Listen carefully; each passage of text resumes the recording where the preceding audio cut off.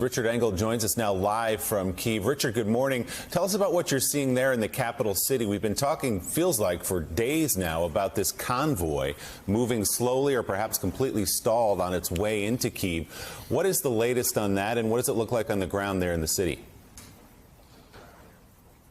So here in Kyiv, people are waiting for this possible ground assault, and they've been watching this convoy, watching it make its way toward this city, but it is not getting much closer. Instead, what is getting closer are the air and missile strikes, because the convoy does seem to be having some chronic issues, some supply issues of food and fuel, but the airstrikes are getting closer. They're now happening with some frequency on the edge of the city, and there was an attack yesterday toward the center of the city, but Ukrainian air defenses, according to officials, managed to prevent a much worse attack. So here in the city, things are still operating more or less as normal. I can say that there's still power, there's still water, there's still fuel at some gas stations if you can find it.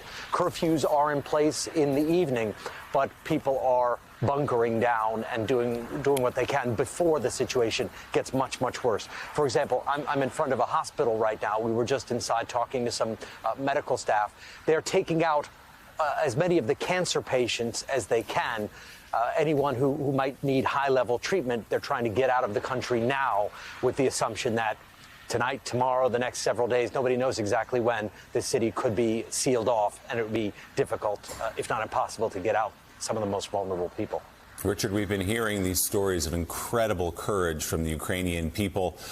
Desperation, though, also setting in equal measures. There are pictures on the front page of most of the Western newspapers of thousands of people huddled in the metro stations underground in Kyiv. So what is the feeling on the ground? How are the people there holding up?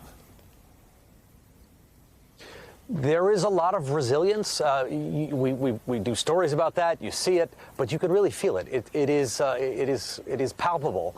People here believe that so far the Ukrainian military has done an extraordinary job resisting. They are encouraged by the people power that has come out across this country, where crowds will just walk up to occupying Russian troops and call them occupiers to their face. And in some cases, the Russians are firing over their heads. There was a famous video where a Russian soldier was walking through a crowd of Ukrainians, and he was holding 2 grenades in his hand, a message: don't shoot me, don't attack me, don't tackle me, or otherwise one of these grenades or both these grenades is going to explode, and he would die and the crowd around him would die.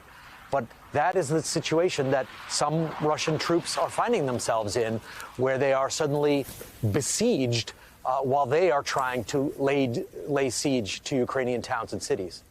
Just an incredible display of courage as the missiles are falling all around Kyiv. NBC's Richard Engel live in Ukraine's capital for us. Richard, thanks so much. Hey, thanks so much for watching our YouTube channel. You can follow up on today's top stories and breaking news, or catch up on your favorite MSNBC shows all in one place. Download the NBC News app today.